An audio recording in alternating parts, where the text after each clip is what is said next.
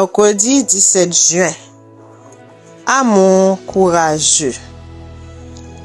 Il n'y a pas de crainte dans l'amour, mais l'amour parfait bannit la crainte. 1 Jean 4, verset 18. Luba naquit en Pologne dans une communauté juive. Elle se maria jeune et eut un fils.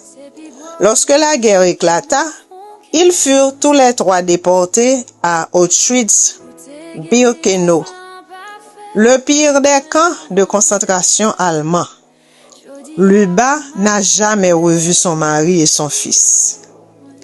Oppressée par la douleur, le crâne rasé et un numéro tatoué sur le bras, elle partit travailler à l'hôpital d'Auschwitz où elle apprit l'allemand.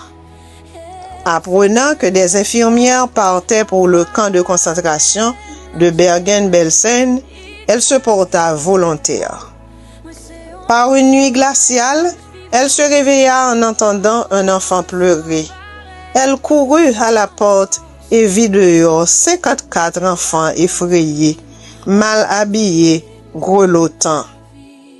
Leurs parents et leurs frères et sœurs plus âgés avaient été emmenés.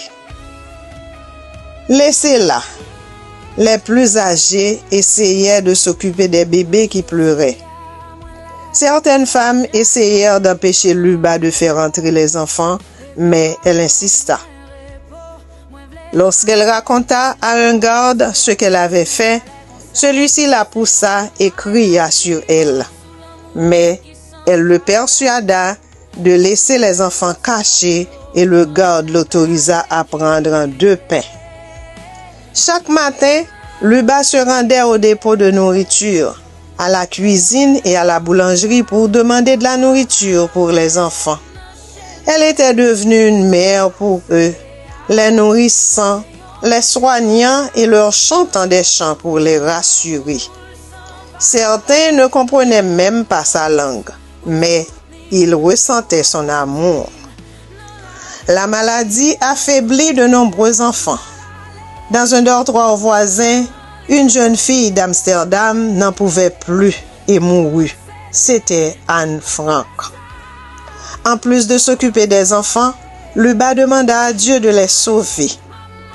Le 15 avril 1945, les chars britanniques entrèrent dans Bergen-Belsen, annonçant la fin de la guerre. Des milliers de personnes étaient mortes, mais dans le groupe de Luba, seuls 2 enfants étaient décédés. Un avion militaire britannique les ramena chez eux. Luba s'occupa d'eux pendant le voyage.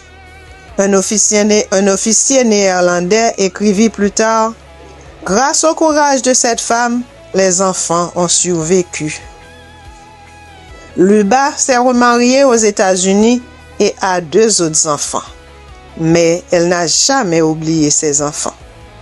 Presque tous ont réussi. En 1995, à l'occasion du 50e anniversaire de leur libération, une trentaine d'hommes et de femmes se sont réunis à l'hôtel de ville d'Amsterdam pour rendre hommage à Luba lors d'une cérémonie empreinte d'émotion. Luba est décédée en 2009, à plus de 80 ans. Que cet exemple d'amour courageux nous inspire à partager l'amour divin dans l'accomplissement de notre mission qui est de servir notre prochain. Amen.